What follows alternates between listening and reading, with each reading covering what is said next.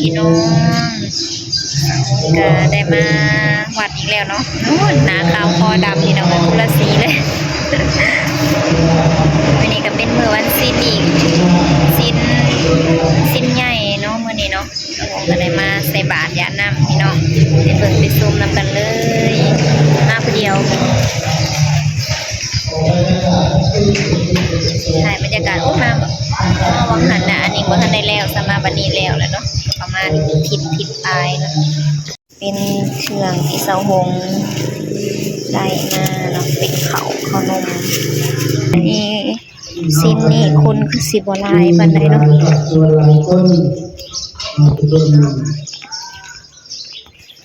ได้มาแล้วก็ใส่ก่อนขันวันศีลธรรมดากับบลายเนาะขันวันศีล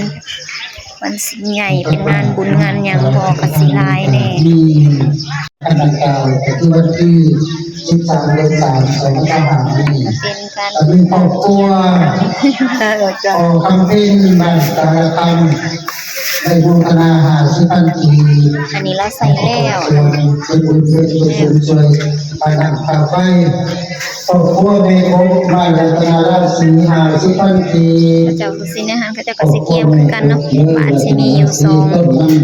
องฝั่งเนาะขอบคุณมูลนิธิถึงดวงวิญญาณของคุณขอบคุณ2 ต้นที่ให้เขาประสาททั้งหลายคนที่ให้ใจตี2 โตคนได้ต้นนะเห็ดต้นเห็ดบุญให้ไก่ตี2 โตเนาะอุปาแนะนำอื่นหลายวันหลายทีทางเฮาอยากแผ่เมตตาเป็นเนาะก็เป็นโมทนาได้เด้อผู้ที่ส่วนบุญส่วนกุศลได้โอ้ได้ในบ้านบางลีมันเป็นทางหลังพระเจ้าใส่ก่อนเอาเสาหงนั่งถาใส่น้ำลังเอาจำนวนไม่มีต้นหลัก20,000 กีแม่โนไลกับสามีบ้านปากซองนะมาทานน้ำแน่เพื่อนพ่อแม่โนไลสามีบ้านปากซองโมทนาลุ่มแสนกีสาธุแต่ว่าเอาคำจะเนี่ยต้องตีตัวได้ต้องใส่ความนี้ให้ตุกเจ็บตัวไปจะติดต่อไปจะเริ่มของเพื่อนคนนี้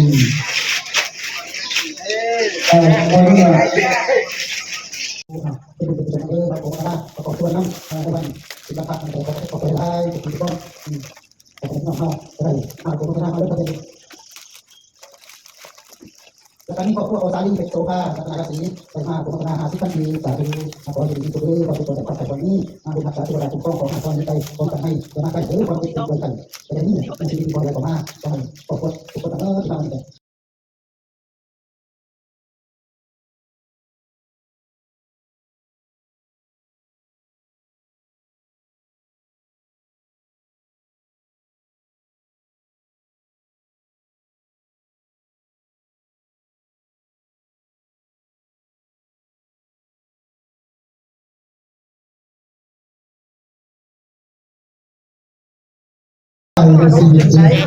สาเกียร์เนาะไปละพี่น้องท่านค่ะแล้วขนมเยอะจนเต็มอันนี้จะใส่มาอยากได้เนาะไปละให้นั่งร้อยไทยหายบางนึงเนี่ยมันทำอะไรมาแต่ก็ไม่ให้เลยเข้าไว้เลยลูกใหญ่มากเว้ยในหลายอย่างแท้พี่น้องเลยคนกำลังเริ่มไล่มาหลังมาพูดทางประตูวัดไปใส่ก่อนเนาะจังไหนคนสิลาย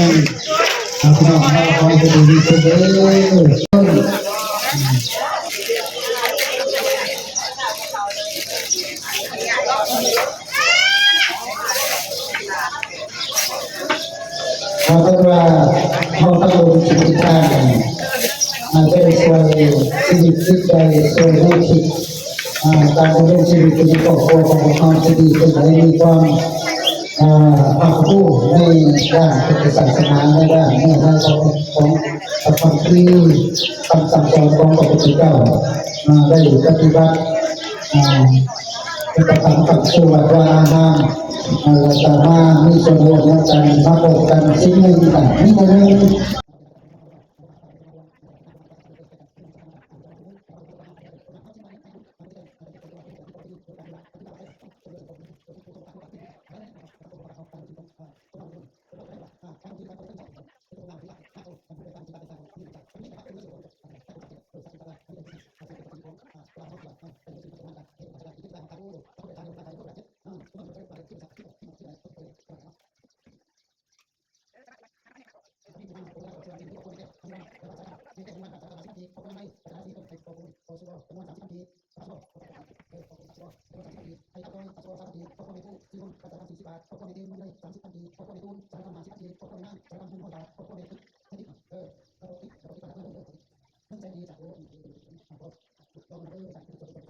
ขอบใจหลายแล้วเลยพี่น้องตอนนี้นะค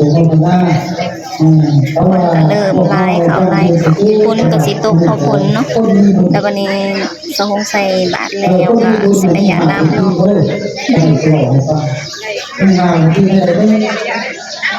โอ้ที่โดน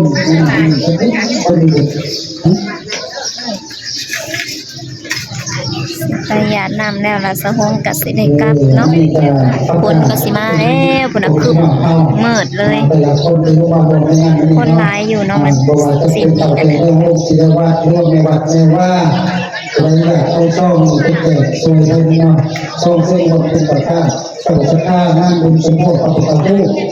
งานสมโภชปฏิบัติรูปได้ครับศิลวัตวันเสาร์วันที่15 เดือน3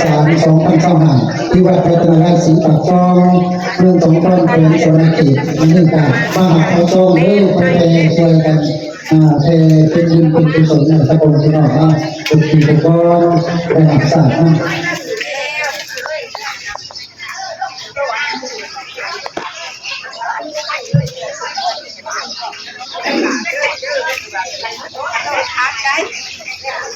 นี่พี่น้องอันนี้ก็สิเป็นบาทเนาะบาทใหญ่บางคนเคยโยนเขาขึ้นไปว่าสิใส่บาทได้บ่เนาะว่าสิถือบ่ก็เคยถืออยู่เนาะนี่เขาติดอยู่เทิงบนนั้นแน่บ่นั้นเห็นบ่2 อัน2 ปัน2 ปันน้อยเนาะบางคนก็ห้างกะมาลงมานะตอนนี้ก็7 โมงปลายแล้วอันนี้ก็คือใส่บาตรแล้วขอพรเนาะกับขอพรอันนี้อยากนำแล้วก็มื้อที่น้องได้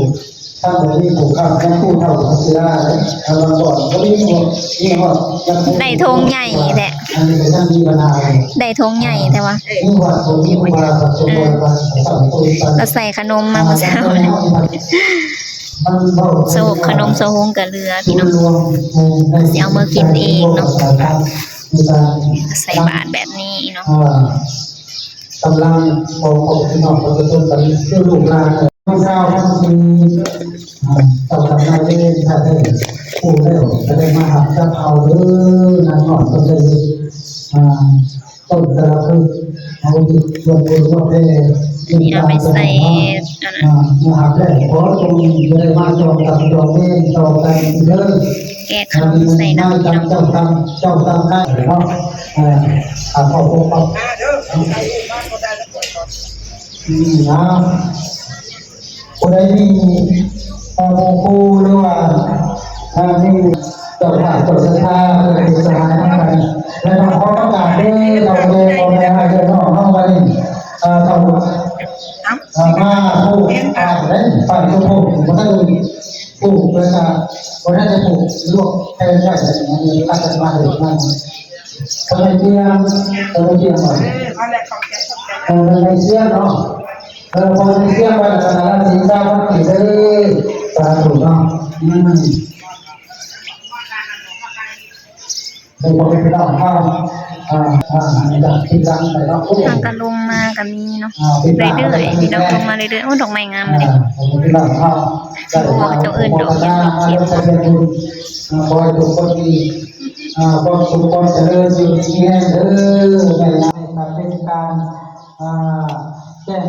ข่าวเพื่อแจ้งยายบ้านข่าวบุญสมโภชพระพุทธรูปที่วัด ตอนนี้ก็แล้วเนาะพี่น้องสะหงก็สิได้เมื่อเนาะเมื่อแล้ววันนี้เขาเจ้าก็มื้อนี้ไล่ได้คนอยู่ไล่เพราะมันเป็นวันสิ้นใหญ่เนาะคนก็สิไล่แน่เด็กหางกลับมานำก็มีสะหงก็สิได้เมื่อเปิดห้านพี่น้องเอ้ยบ่ได้อยู่ฮอดเพิ่นเทศญาตินำซ้ำก็ได้เฮ็ดบุญซ้ำนี้ก็ดีใจเลยเนาะถือว่าเป็นบุญแล้วเนาะพี่น้องสะหงก็ไปญาติเอาอยู่ในอันเขาเจ้าเอิ้นอิหยังญาติแล้วเนาะเมื่อก่อนมันขอลาไว้เพียงซ้ำนี้เด้ออันนี้บ่อนแต่งอยู่ครัวกินพี่น้องเขาเจ้าเอิ้นครัวเนาะเพื่อนครัวทางนี้ทางแต่งปลาเขาปลาน้ำจังหน่อยเพิ่นก็เอาไปเคนไปบ่เคนบ่เขาเจ้าเอิ้นสมก็เว้าบ่เป็นเนาะพี่น้องเนาะ